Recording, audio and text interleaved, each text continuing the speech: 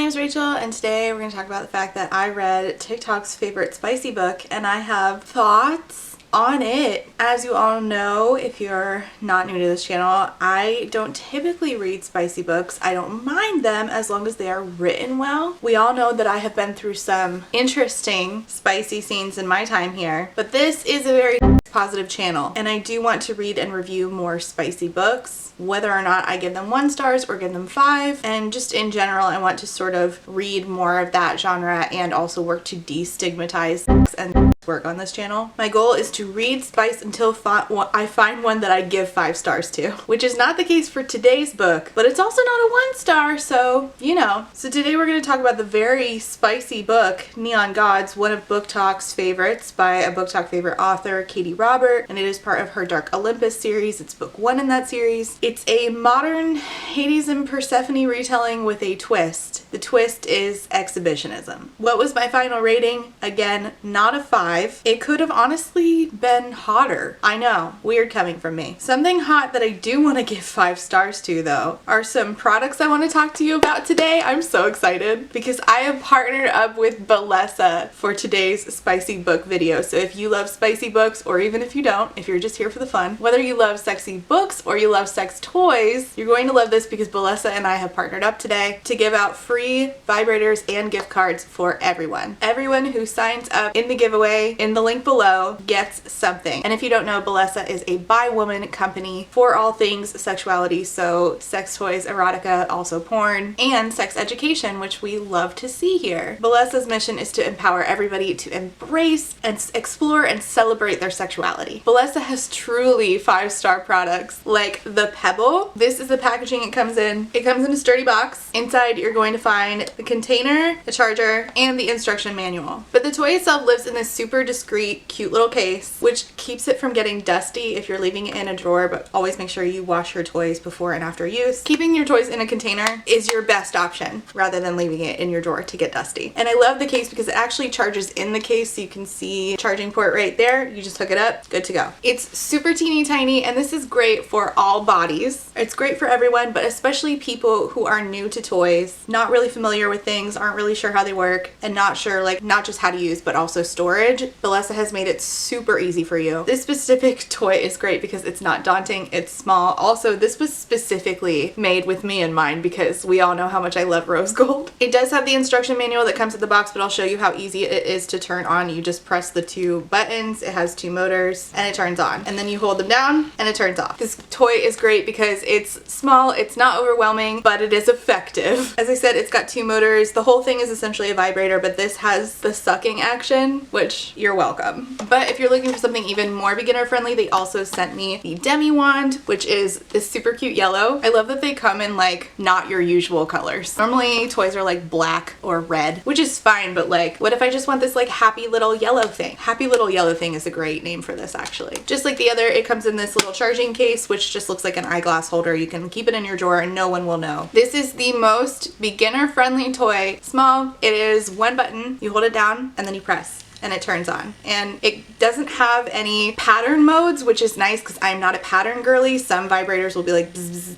bzz. This is just, it just goes up several times and then it turns off. So super beginner friendly. Also, it's very flexible, very cute, very quiet. Nobody's gonna know. How would they know? But they also sent me the Thump, which looks like this. It's discreet. It comes in a charging case. It's waterproof. And this one has multiple things going on. So this is it. Again, super small, not so daunting. The whole thing is a vibrator, but it is also a multi-purpose girly, which we love. So this is the thumping thing. It has a ring of swirling beads. Super easy. It's only 3 buttons. This is the thumping thing. The whole thing is a vibrator, but it also has the suction, again, you're welcome, and the thumper. Even though this has multiple things going on, I would recommend this for like a first-time toy user because again, it's not daunting. And if you don't know what you like, get a tool that does it all and find out what you like. Which brings me to last but certainly not least, this is the Air Vibe. It comes in a charging case. Again, it also has vibration and suction. It is also waterproof. Again, this might look daunting, but it turns on very easily. You just hold all 3 buttons at once. It turns on. It has suction, and this is G-spot stimulation, but it moves. The whole thing can technically be used as a vibrator, and then this has the suction description on it, which again, you're welcome. And no patterns. Again, I'm not a pattern girly. And everyone who signs up using my link below in the description and the pinned comment wins something, be it a vibe or a gift card. So if you're interested in being the main character of your own spicy story, check out that link down below. And thank you to Belissa for working with me today and sponsoring today's video and promoting sex positivity. All right, let's get into talking about this book, shall we? Okay, this series is a big fucking deal on TikTok. Like, it's got cosplayers. It's a big fucking deal. It's well loved. People love the spice. When you ask for spicy recommendations, this is always going to end up on the list. And let me just say that I can see up front this being a better time reading the spicy parts if I had not read them on audio. Let me also preface this by saying it is hilarious that the guy narrator's last name is Moorcock. Perfect. The problem is that I did not have a good time with the audiobook because the audiobook narrators are incredibly cringy. I don't find either of their voices sexy. The way that each of them did the other's voice was, oh my god, yikes. Let me just play a little snippet for you of each of them trying to do the other person's voice. Shoulder, giving herself to me entirely. Please. As if I could stop now, even if I wanted to. We're on this road to the underworld together, well past the point of no return. I don't waste any more time. I cup her pussy, and I can't help my growl when I find her wet and wanting. You enjoy these games. Enjoy being on display. She nods. I already said I did. I concentrate on moving slowly, because the alternative is to fall on her like a starving creature and undo all the fragile trust I've built. Hades curses and knocks my hand away from my clit. You are shit for my self-control. I'm sorry, I murmur, trying to look apologetic. No, you're not. Do not move, or this ends. I'm sorry, you mind running that by me again? I must have a chunk of brimstone wedged in my earth. So that was an experience that I had. So if you're gonna read this, I do not recommend the audio. Read it to yourself. Make up your own nice voices, because the audiobook's narrators, Mr. Moorcock, is making me want less. No, we're not gonna make that joke. Not sexy at all. You know what this actually sounded like? It sounded like that Family Guy scene making fun of how British people have sex. You know, Margaret, we could have sexual intercourse right now. Yes, we could. But let's not. Almost. Almost. Almost. There we are. Well done. It sounded exactly like that. That's what the narrators were doing for, that's what they were channeling for me. Okay, the plot, there is a plot. Demeter, this is, as I said, like Dark Olympus, so it is Hades and Persephone, is, you know, the gods of Olympus, except they are not gods, they're people. It's a little confusing, to be honest, but you know, it's erotica, so it doesn't have to be perfect. It's not setting out to be some like grand setup, like it's not setting out to be anything more than what it is. It is a fun erotica romp. It's supposed to make you hot under the collar, not like make you think. Demeter has a daughter named Persephone, and Persephone finds out that she is being given to Zeus, this old nasty man, as a bride. Zeus.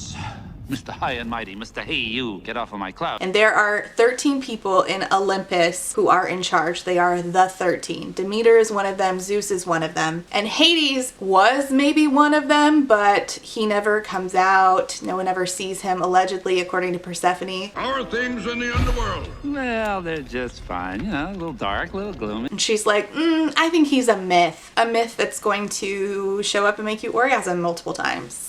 The best kind of myth. She's not interested in Zeus whatsoever because Zeus has likely killed his last several wives and other women. So she's like, I'm actually going to run the fuck away. So she literally runs away, ends up having no shoes on, fucking ruins her feet, which is a whole thing for the duration of the book. Crosses the river Styx and runs straight into Hades. Literally, like runs straight into the arms of the guy that she thought was a myth. And she's like, I need help. Oh my god, Zeus's men are coming after me. And he's like, all right, I'll play along. And it was kind of cute at first. When I was not hearing the audiobook narrators try very hard to be sexy and fail. Her feet are all fucked up. He carries her into Lower Olympus. Now Zeus and Hades cannot cross the river Styx. They have to stay on their own sides. There's a feud going on, which honestly I wish it got feudier. That's not a word. And she's like, I propose a bargain. What do you say we shake it? I really don't have, like, time to bat this around. I'm kind of on a schedule. I got plans for August. I do not want to marry Zeus. And he's like, fair. That dude is nasty. He's an old fucker. He killed my parents. I fucking hate that guy. And she's like, dope. Will you fuck me? He's like, absolutely fucking not. Can't. Love to, but can't. And she's like, here's the thing. Zeus only wants me because he thinks that I'm like untainted goods. So if you defile me, then he won't want me anymore. And I feel like this is being pretty presumptuous of what Zeus wants, but you know, we have to have a setup. We have to have a bargain because bargains are sexy. I get that. And Hades is like, nah, it's not enough. See, Zeus knows that I actually like to fuck in public. So she's like, all right, defile me in public. The words defile me are used literally. Which, like, honestly, you know, sometimes we want to get defiled. It's fine. And she's like, we only have to do this until I turn 25. I get my trust fund and I'm going to get the fuck out of Olympus. And he's like, okay, that's fine. Here's the thing. Hades could have been scarier. Hades is like told to us that he's like this scary broody dude who doesn't give a fuck. He is a sweet bean from the minute he comes on page until the minute he leaves. There was never any doubt in my mind that Hades was not a nice guy. And honestly, I kind of wanted him to be meaner. Like, I don't know, be meaner, be a little meaner. But the only time he's like kind of grouchy is like when he thinks that Persephone might leave Olympus and fuck another guy. And I'm like, this is the only time you're gonna get mad? Aren't we forgetting one teensy-weensy but ever so crucial little tiny detail?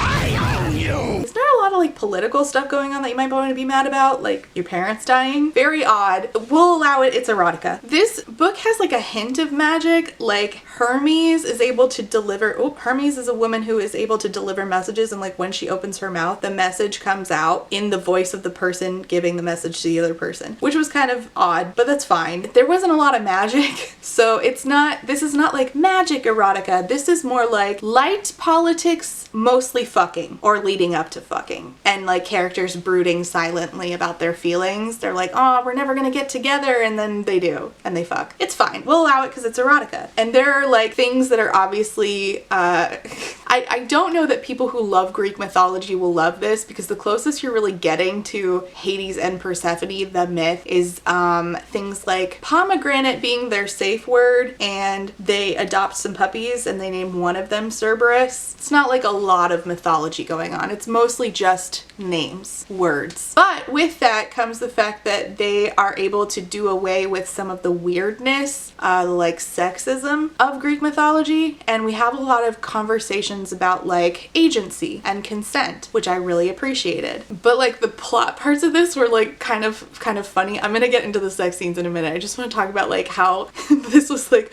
we just like ran straight to the sex scenes and ignored like the fact that Persephone was like, Hades is not real, he's a myth. And then she sees him and she's like, my god, Hades is real. Who could have predicted this? Except everybody. Like everybody around her knows that Hades is not a myth. Anyway, I do like the dynamic of, you know what this is? I feel like Katie Robert saw A Court of Mist and Fury, which is also a Hades and Persephone type thing, and was like, you know what, I can do this but more fucking. Hades hangs out with Dionysus and Hermes, which is very akin to like Rhysand reluctantly hanging out with Moore and Cassian. You know, it's there. I see the tie-ins. It's cute. I do like that dynamic. That was what I liked about A Court of Mist and Fury, all the other issues aside. But like the part of A Court of Mist and Fury where they are under the mountain and Farah is getting super horny sitting on on Rhysand's lap. It's like Katie Roberts saw that and was like, I can do this but with actual fucking. And she did. Just them fucking in front of everybody. Like, as I said, it is exhibitionism. So as I said, she's like, so this scene where they are fucking in front of everybody, it's very much that scene like Under the Mountain in A Court of Mist and Fury, right? Where Farah just feels like, I just basically want Rhys to fuck me in front of everybody right now. It's that literally. So that ends up happening where he does like fuck her in front of everybody on their throne, and then later at the end of the book she gets her own throne, right? So it feels very like, what if A Court of Mist and Fury were even fucking dirtier and also not set in a fantasy world? Okay, Hades, Zeus doesn't like tarnished goods, so tarnish me, Hades. I'm gonna say that to, I can't make sex jokes, Carlos is gonna get mad. I'm gonna tell Carlos to tarnish me from now on. He's gonna leave me.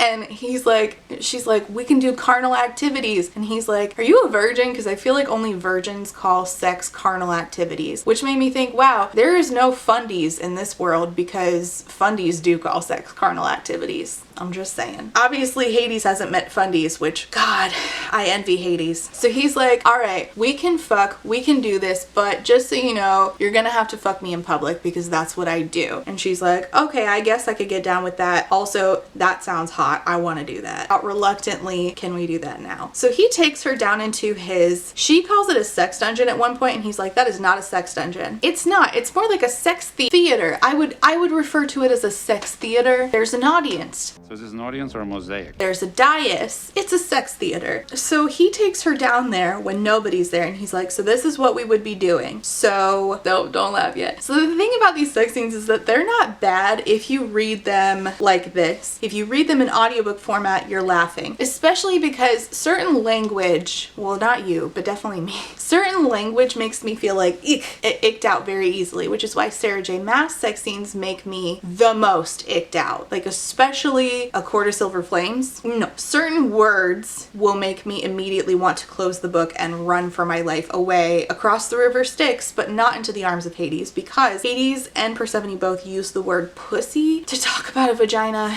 or, you know, talk about a whole, you know, area. I just hate that word. I don't like it. I don't like it in any context. Something about it just gives me the no-nos. And so that's a problem for me. And if you were listening to this on audio, which is not good, and hearing them say pussy, it's like, oh wow. So if you read this in text and I just like sub out the word for something else, it's actually not bad. Like, it's actually, I could see the appeal. I get it. So like when he says, this is his inner monologue, I cup her pussy, I can't help but growl when I find her wet and wanting. I'm like, okay, first of all, growling, this is definitely feeling like Sarah J. Maas, but the word pussy, I hate it. Also, cupping, I guess I could, but the word pussy is terrible. It's a terrible word. I hate it. I don't know what word I would want instead, but I don't like it. So he's like, straight up, I'm really into exhibitionism. Like, he's not fucking around. He's fucking, but he's not fucking around. Like, literally, he's actually not sleeping with anybody else. So he tells her, all right, I'm gonna read it and we're gonna laugh. It's fine. Tomorrow night, this room will be filled with people. Everyone's showing up to get a look at your pretty pussy. Oh my God, I hate it so much. To hear how sweetly I can make you come. And she says, oh gods. First of all, now I'm distracted because it just said, oh gods. Aren't they the gods? Who are the gods in this world? I am so confused, but it's not about that. It's about sex. So I guess we have to get back to the sex. So he tells her, like, you have to tell me what you want. And she's just like fully on getting defiled, right? Which is what she wanted. And honestly, good for Persephone. Get it, girl. 2 thumbs way up for our leading lady. Get it. I'm going to be honest. I feel like, I know we talked about sex toys. I feel like sex toys are not used in books enough. And they should be. I feel like men don't know enough about sex toys when men are like with women. I feel like women are shamed out of using sex toys. I think that we need to get more sex positive and use more sex toys in books. This is a modern book, and I was really surprised that there was no sex toys in this. I did get some recs from my friend Ray over on TikTok. I will leave her channel link below because she does a lot of spicy book recs. I did get recommended this one, and I'm interested in reading it, so let me know if this is the one that y'all want me to read next for this series, because I am going to be reading more spicy books. But I was really surprised that we didn't use any sex toys in this. Like, I mean, I guess it's like, wow, Hades is so great. He can do the work of a vibrator, but like, I know Hades has a vibrator. Like, he's an exhibitionist. You're gonna tell me an exhibitionist doesn't have a vibrator in his house? Please. So this is like pages and pages and pages of them having sex, which, like, good for them. It's not like, you know, P and V sex. It's mostly just like her getting orgasms and him like teaching her how he wants her to behave during sex, which is like kind of submissive but a little bratty. It's cute. It's a cute dynamic. I'm not gonna lie to you. I just hate the verbiage, and I really did not like the audiobook, even though his name is Moorcock. Oh my God, I'm never gonna get over that his name is Moorcock. We get to the part where she's like, they're in the sex theater, okay? And she's like, just fuck me because like she's basically just like super horny all the time. And she's also like really into him. Like 2 chapters in, he has to carry her everywhere because her feet are all fucked up. He's like, your feet, I'm so annoyed that you let your feet get fucked up. And this is very like indulgent fantasy where like a man, because you know it, like in stereotypically, but unfortunately for a lot of us women, we feel like it's hard to get men to care. So when we write fictional men, we write men who care, which don't get me started on the comments on recent videos about men and romance books. I don't want to talk about it. I can't. We write men who care. So he's like, you know, really caring about her making sure she eats, her making sure she has everything she needs, her making sure that she doesn't walk on her fucked up feet. So it's very indulgent because it's like, wow, a dude who does everything. I love this. A dude who does everything and doesn't complain and like understands me. I love that. But also like a dude who's very in touch with his own emotions, and you hear from him on the inside like getting in touch with his emotions but feeling like he can't share them, and then eventually he does. It's cute. Man, I'm rambling. I didn't take very good notes for this. I have a lot of feelings though. I'm just gonna continue. So she gets really into him. Like at one point, before they've even like done this whole sex theater thing, she says that she looks up at him and she feels love struck, and I was like, whoa, hold on. Can't believe you're getting so worked up about some guy. We are very early in, ma'am. You need to calm down. You haven't even had the dick yet. Calm down. So I was a little, but you know, it's erotica. It's not meant to be like, you know, a normal arc of romance. So I let it slide because I tried to temper my expectations based on what the book is trying to be. But I was a little shocked by that. I was like, hold up, calm down. Like, let's see how the dick is, and then we'll go from there. Okay. So they go to the sex theater, and she's like, I'm not sure. I don't know if this is a good idea. He's like, tell me you won't get off harder than you did last night if I finger you right here in front of everyone. Tell me and I'll stop. And she's like, no, obviously I'm like super into the exhibitionism. So I was surprised by this because I thought that she would like ease into it a little more, but I felt like she was really into it right off the bat. Which on the one hand, I guess like, I don't know, I guess good for her? No, we'll just settle with good for her, I guess. Couldn't be me because like all those people watching, I'm clamming up. But good for Persephone. Good for her. Get it, girl. But I do like that he keeps checking in with her. He's like being very sexual, and he's like, they're going to be able to see everything I do to your pretty pussy. Fucking hate it. Are you prepared for that? Like, keeps checking in. So I appreciate that he keeps giving her opportunities to like evaluate and consent to what they're actually doing. That's awesome. And she's asking herself, am I prepared for it? And she's like, yes, sir. Took no time. It's like one sentence later. She's like, I don't fucking care. I literally do not care. But he keeps checking in and saying, say the word, and this stops. The word again is pomegranate because she's Persephone. And so she tells him, do your worst. And this is where the audiobook made me clam up and die a little, because he says, I'll play it for you. Do your worst. My worst, Persephone. His voice gets lower, almost a growl. You dip one toe into the water and think you're ready to swim the length of the river Styx. You can't begin to handle what my worst has to offer. He finally moves his hand up, only to shove it into my panties and spear me with 2 fingers. The contact bows my back, but his other hand is there, bracketing my throat and holding me in place. Can you feel their eyes on you? I was like, ooh, oh, I should have read this on ebook. Yikes. And she's like, ruin me, Hades. And she convinces him to fuck her in front of everybody, even though they're not even on the dais. They're in the crowd. And everybody turns and stops watching the people fucking on the dais and starts watching them. Good for the exhibitionist, but again, my God, it could not be me. They continue to have this sexual relationship. They're getting very close. And one morning after they have sex, he wakes up and in his inner monologue says, I wake up in the morning and I almost want to wake this woman up with oral sex, but I decide not to, and then I look down at my own chest and I see the scars on my chest from the fire that killed my parents, and it says, a memory I can never escape because it's written on my very skin. And I'm like, okay, 50 Shades, like, let's calm down. This is really a lot for inner monologue. Let's not do this. It's a little cringy, but again, it's doing what it's set out to do, so I guess I'll allow it. And then he's like, I want to take you to a secret place, not a sexual thing for once. I thought that the secret place was going to be a library, but it wasn't. It was a winter market. This was actually so stupidly fucking cute. He's like, wow, she loves the winter market. She really sees me. And I'm like, I mean, what kind of bitch does not love a winter market, Hades? Hello? He's like introducing her to the guy who makes his favorite gyros, and he's like, yeah, this guy's been working here for 5 years. He makes my favorite gyros. I'm like, yeah, I get this. Like, this is fun. Like, who wouldn't want to fucking eat gyros with a guy who looks like Keanu Reeves in a winter market? Katie Robert actually said that he's supposed to look like Keanu Reeves, like John Wick Keanu Reeves. So I want to do that. I don't want him to take me to his sex theater, but like, I kind of want to see what kind of sex toys he's got going on. I'm not gonna lie to you. I'll eat gyros and then eat some. Nope, we're not gonna. So they talk about this feud going on with Hades and Zeus, right? And I feel like this is the most chill feud of all, even though it's supposed to be like a huge deal. And she says to him, you're gonna beat him, Hades, you're gonna beat him. And he says, I don't want to beat him, I want him dead. Kill myself. If only. If only.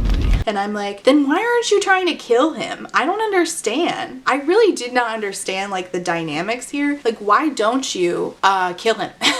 Why don't you set some shit up? And I was really surprised that we didn't take the avenue of like, he gets more out of this bargain. Like, all he is doing is like annoying Zeus by sleeping with somebody that Zeus wants to fuck. I feel like we could have had more of, okay, I want Zeus to not be interested in me anymore, so defile me, Hades, but also I am a master plotter and I will help you plot things based on my inside knowledge because my mom Demeter works with him. I'll help you plot his downfall. And I thought that that was coming, and it didn't. Instead, we got coming. Nut. I will say though, what we did learn about Hades and Persephone both is that they are both bisexual royalty. And I love that. I love that this is just gay as hell. Hell yeah. Like, we were 68% in and suddenly Hades dropped this knowledge that he's a bisexual king. And I was like, fuck yeah, Hades. Get it. Instead of like the plotting and the scheming, we got a lot of good communication between the two of them, which was great. Like, at one point she said to him, I want to stop using condoms because I'm on birth control. Are you cool with that? And he was like, wow, nobody's ever thought to like communicate in this way with me. And I was like, man, that's really sad. You know, I haven't been this choked up since I got a hunk of moussaka caught in my throat. But also, this is great communication and I'm glad to see it in this kind of novel. At this point though, I wasn't really sure what was preventing them from staying together. Something, I mean, they like mentioned something about economics, but I feel like that could be really easily worked out. I don't understand it. It was pretty flimsy, but again, not what the novel was setting out to do. So I guess I'll allow it. It's just, as a person who like really likes those elements of books, it's hard for me to like not go that direction in my brain. I don't just like consume books and then like not think about the intricacies, so it's a little hard for me, and I think that's part of why I don't typically read books that are like centered around spice, because I don't want to rate them lower when they're not setting out to do the things that I end up like going off on a tangent about, you know what I mean? Like, when you read a high fantasy book, it's intending to do those things, so I rate it based on how well I feel that the book did that, like what it set out to do. Did it succeed in that? This book is not trying to succeed in doing anything spectacular around like, you know, economics and families fighting amongst each other. So I wasn't really sure like what was preventing them from being together. So like those conversations that they were having in their own heads rang a little hollow for me. So it sort of felt like those Hallmark movies where like the city business lady could easily just choose to do her business in the small town and be with lumberjack Joe, but she says, I'm sorry Joe, I just can't, I just must return to the big city. And you're like, but why? You could just work from you know, St. John's Town and marry lumberjack Joe. Like, it's no big deal. So I didn't really get it, but you know, okay. They get puppies. They decide to name them. One of them gets named Cerberus, and it's at this point he's like, oh shit, I'm in love with this woman. Which, like, yeah, puppies will do that to you. Their time together is winding down, and so they have this like really weird possessive sex scene, and he says this stuff which he later regrets, which I appreciated. He says, well, almost immediately regrets actually, where he's like having sex with her and he wants her to like watch him fuck her, and he's saying, I want you to remember this so that when you leave, the next person you fuck, I want you to like compare and know that it'll never be as good as me. And later he was like, why the fuck did I say that? And I was like, yeah, you should reflect on that. That was a little creepy, don't you think? She gets a call from her sister. Her sisters are also like the Greek people. So Eurydice is one of her sisters, and her sister was supposed to meet with her boyfriend.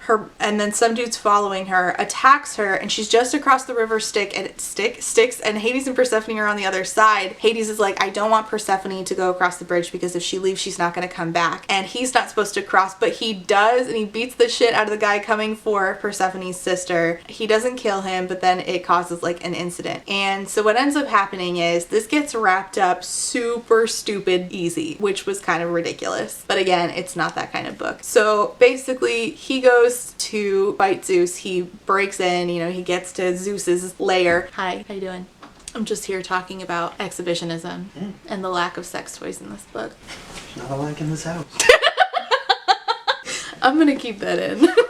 So basically he goes to Zeus's office where Zeus is like fucking this woman. The woman leaves and Zeus is like, you're stupid and I killed your parents and you don't even have the guts to shoot me, you stupid ass. And that's true. Hades does not have the ability to shoot him. They fight and Zeus falls out a window and dies. And then Demeter, who set her daughter up with Zeus, was actually just trying to like plot all along for Zeus's downfall and is like, don't worry Hades, I'll clean this up. So a woman comes in and literally just like cleans up the plot holes. It just felt like that wrapped up so quick. So Hades and Persephone can be together. Yay! They can tarnish each other without worry about economic downfall or something. Hooray! So I didn't love the plot of this, but I do understand the appeal. It was very fast paced, and I felt like if you read the sex scenes in ebook format, you actually might have a good time depending on what kind of jargon you're okay with in sex scenes. But the repeated use of the word pussy is not my thing. So 3 stars from me. It was fine. I don't know that I trust Katie Robert to do anything amazing plot wise that I would want to continue this particular series, but I am interested in reading other spicy books to see if I end up rating any of them 5 stars. It's very difficult for me because I am a plot girly, but I could do it. It could happen. I could see it. But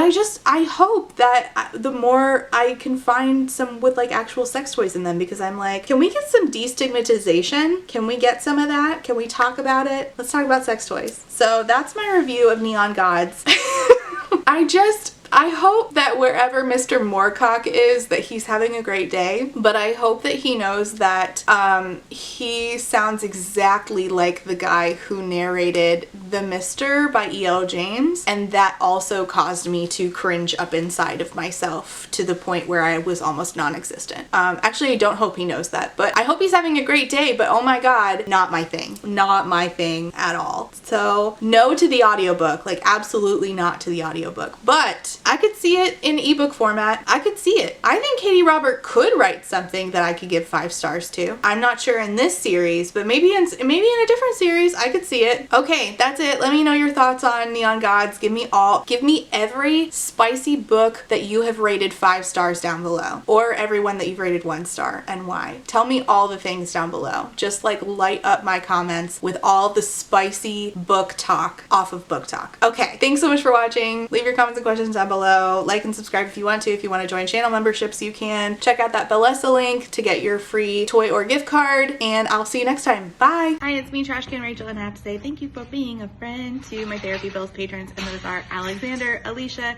Allie Magpie, Amanda M, Ashley B, Bubble Tea, Cami, Chris, Claire, Des Roberts, DJ Rocktopus, Emperor's New Blues, Eric, Faror, I'm working on saying that, Faror, Harley, Jack and Jill, John E, Casey McKenzie, Kate W, Caitlin, Kelly K, Quinn, Lady Kittybug, Lex, Molly, Alice, Peggy Lou, Rain, Reese, Samar, Scarlett, Shiny, and SMK. Thank you all so much for being a friend. And I have to say thank you for being a friend to my Potato Starch Marxist patrons, and those are Amanda B, Andy, Angelica, Anita, Artie the Ninth, Ashley H, Aubrey P, Ava, BB, Beck, Blythe, Bookish Barbie, Bookish Brainrot, Ray, Bree, Brian, Caitlin, Carlin, Cassandra, Catherine, Kathy, Chris, CJ, CJ, Cole, Colleen, Corwin, Corey, Darren, Deborah, Diet Goth, Dorian, Dorothea, Ebby, Elise, Ember, Emily A, Emily L, Emma, Aaron, Grace, Gracie, Hannah C, Hannah T, Harpy Kuro, Hello There Darling, Ilianaka, India Inks, JM Tennant, Jackal All Trades, Jay is on Olympus, JT, Jen with 2 N's, Jennifer T, Jenny G, Jillian, Jules, Kaylee, Kat, Katya, Kayala, Kendra, Kylie, Laughing Cat Dog, Laura, Lauren B, Library of Scars, Lisa, Liz Cardigan, Luna Moth, Lustful Octopus, Martin, Marquita, Maz, Malara, Meow Meow, James, Nat, Natalie, Never, Nicole G, Nicole R, Nyan Binary, Paige E, Paige P, Foxglove, Pixel Stars, Pure Raytheon, Rachel B, Raquel, Rat Sarah, Reba, Rebecca, Ren, Robin, Rosie, Rowan, Other Rowan,